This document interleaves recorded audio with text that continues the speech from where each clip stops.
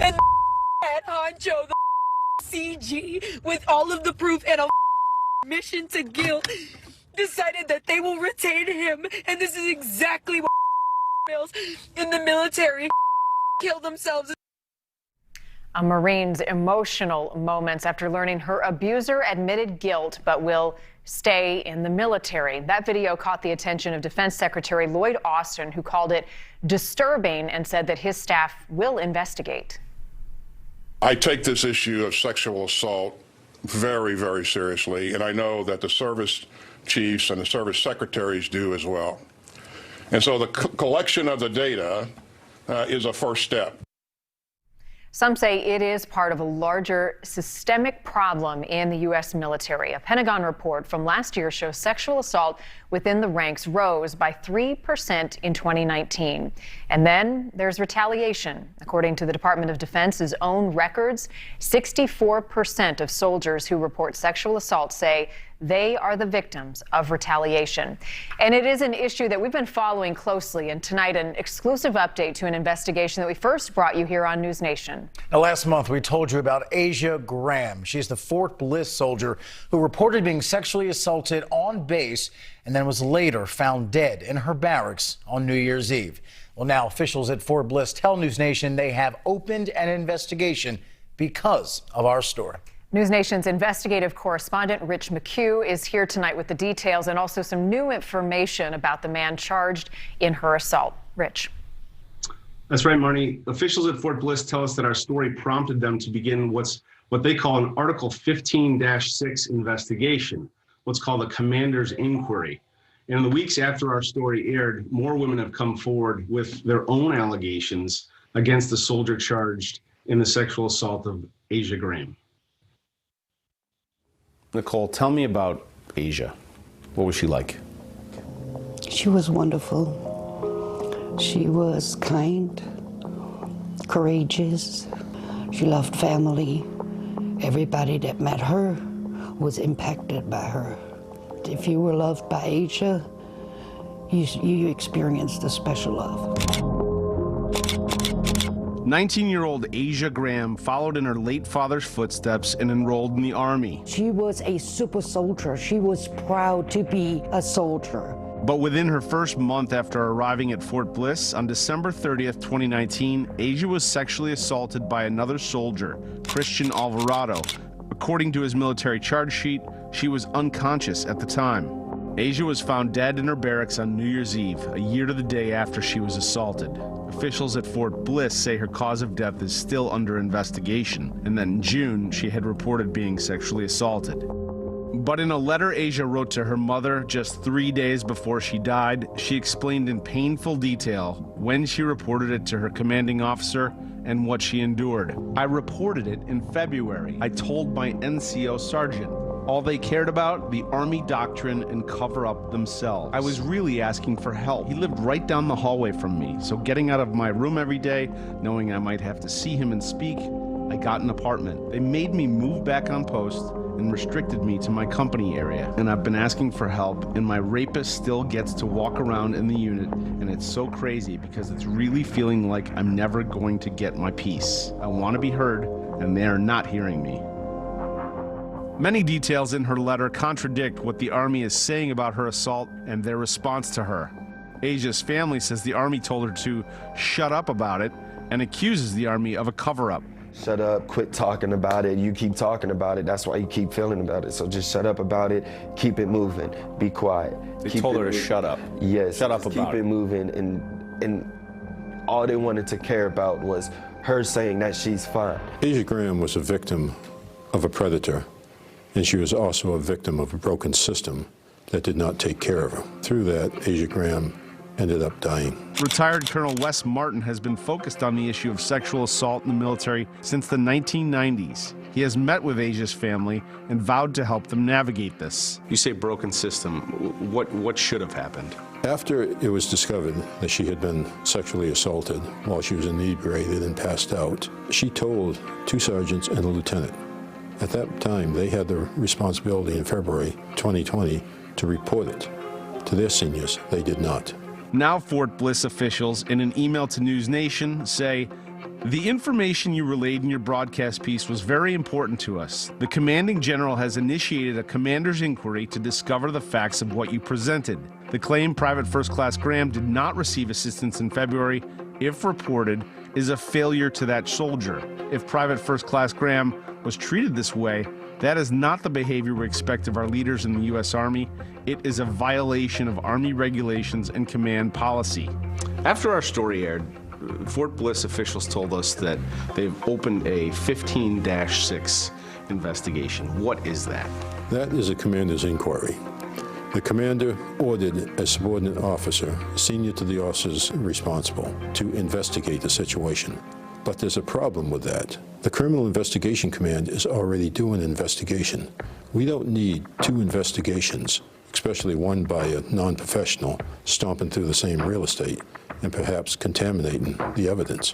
In this case, the witness evidence. So why would they open a Article 15-6 investigation? On the right side, they would do it to find out what happened and who's responsible for what at what point in time. On the wrong side, it would be to cover themselves and say, oh, we're aggressively taking care of this problem, when if they were, they wouldn't have waited for you to do an investigation and then react. They should have been proactive, not reactive.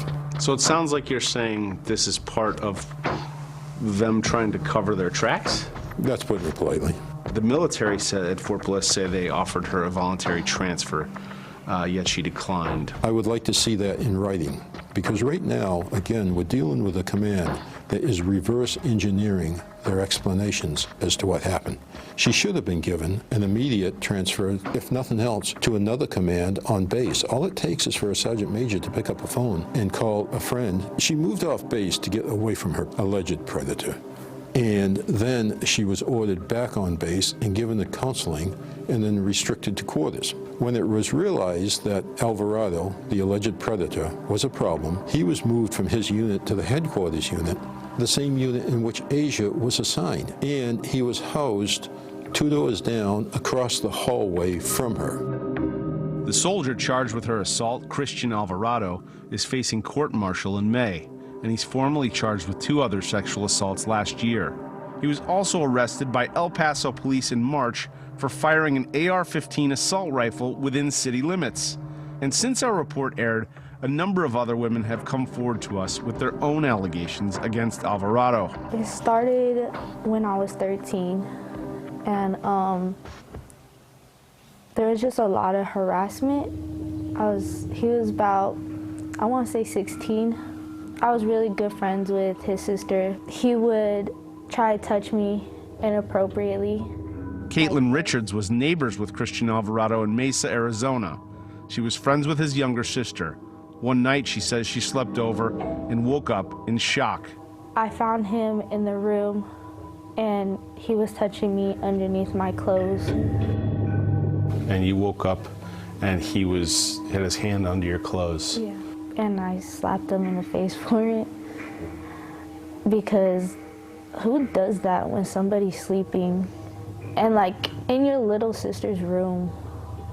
Really, dude? And your sister's right there. It's just, how can you do something like that when I ended up walking home that night at like 2 in the morning. And I went home and I told my mom. Caitlin says that despite trying to stay away from him, there was another incident after school one day in the garage. He forced himself on me and pushed me up against the wall and reached his hands down my pants, and I just kept it to myself because most of my teen years, I wanted to lock myself up in a room. Like, that's how I felt inside. Because it's damaging, it really is, and you just don't want to talk about it. Hearing all this, how does it make you feel? Very angry. Like, I want to go find him right now. Yeah, it makes me very angry and concerned about her emotional well-being. After that, Caitlin says that when she saw what happened to Asia Graham, she decided to come forward. I felt like she didn't want to come out, but she did. And I'm happy she did because I wouldn't have been coming out with my story. Feels like I have a weight lifted off of my chest after these 5 years. Through his attorney, Christian Alvarado declined to comment. Zoe Whiting says she dated Alvarado when he was at Skyline High School in Arizona, and it continued off and on through his time in the Army. When she tried to break it off, she said he would be abusive. He started getting more and more aggressive, and then he started, sending death threats. Then I really was like, I'm very scared that he could actually do something to me. This is one of those threats. I'm so mad. I want to beat you to death. You promised me you wouldn't push me, but you keep doing this to me. You drive me insane. I want to die.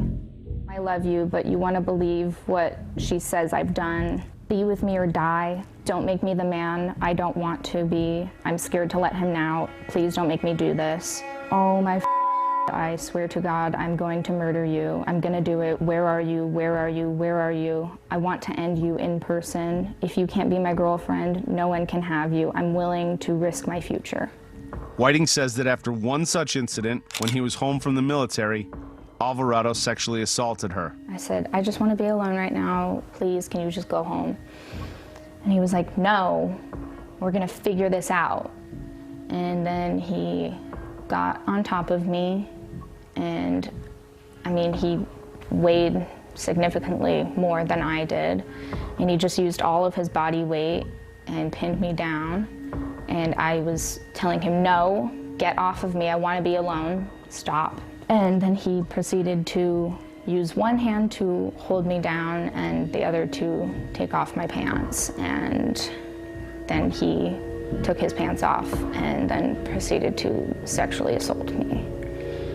And I was fighting for a couple minutes, and then I just stopped because I just knew that there was no way that I was going to be able to get him off of me. And I just started dissociating because this just didn't seem real to me. And I literally felt like I was watching this happen to myself. Later, Zoe sent him a text. You mentally, emotionally, and physically abused me, and you know you did. Alvarado responded, did I hurt you? Yes. And I shouldn't have, you're right. Through his attorney, Alvarado again declined to comment. This is obviously a very personal topic, and it's probably easier for people not to talk about it. Why did you decide to speak up? Because I had realized what he had done to me was sexual assault. When I saw the accusations, charges, and when I saw that Asia Graham was dead, I just felt like it was my duty as a woman to stand up for other women and let people know that this is not an isolated incident. This has been a pattern. Christian Alvarado is being court-martialed in May. The assault that you described happened while he was already in the military, in the Army. Do you think that your experience, your story that you just shared should be introduced in the court-martial? If that is possible, yes. I believe that he needs to have as many of these charges as possible so that he can get put away for as long as possible, because he's not somebody who should be among the American public. He is dangerous, and I know that firsthand because I witnessed it for a long time.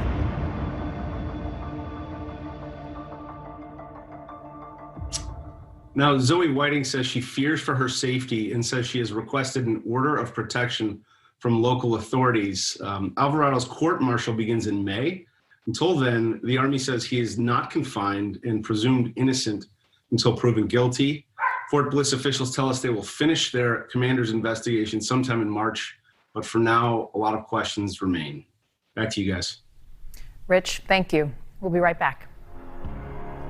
A powerful NewsNation investigation continues. Tuesday, an exclusive inside look at sex scandals in the military. It's a national security crisis. One-on-one with the Pentagon and a retired general fighting for accountability. Someone needs to be held accountable for it. A NewsNation exclusive report Tuesday at 8/7 Central on WGN America.